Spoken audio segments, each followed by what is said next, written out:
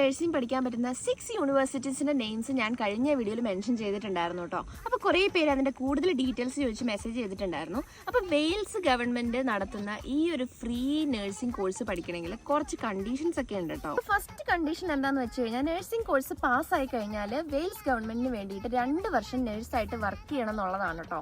അപ്പോൾ സെക്കൻഡ് കാര്യം എന്താണെന്ന് വെച്ച് കഴിഞ്ഞാൽ ഇൻ കേസ് നിങ്ങൾക്ക് അവർ പറയുന്ന സ്ഥലത്ത് വർക്ക് ചെയ്യാൻ പറ്റത്തില്ല എന്നുണ്ടെങ്കിൽ നമ്മൾ ഈ പഠിച്ച കോഴ്സിന്റെ ഫുൾ ഫീസും പേ ചെയ്യേണ്ടതായി വരും കേട്ടോ. തേർഡ് കണ്ടീഷൻ എന്താന്ന് വെച്ച് കഴിഞ്ഞാൽ നമ്മൾ ജോബിൽ കയറി കഴിഞ്ഞതിന് ശേഷം എന്തെങ്കിലും റീസൺ കൊണ്ട് നമ്മൾ റിസൈൻ ചെയ്ത് പോവുകയാണെങ്കിൽ നമ്മൾ എത്ര നാളാണോ വർക്ക് ചെയ്തത് അതിന്റെ ബാക്കി എത്ര നാളാണോ ഉള്ളത് അതിന് പ്രൊപ്പോർഷനേറ്റ് ആയിട്ടുള്ള എമൗണ്ട് നമ്മൾ അവർക്ക് റീപേ ചെയ്യേണ്ട വരും കേട്ടോ.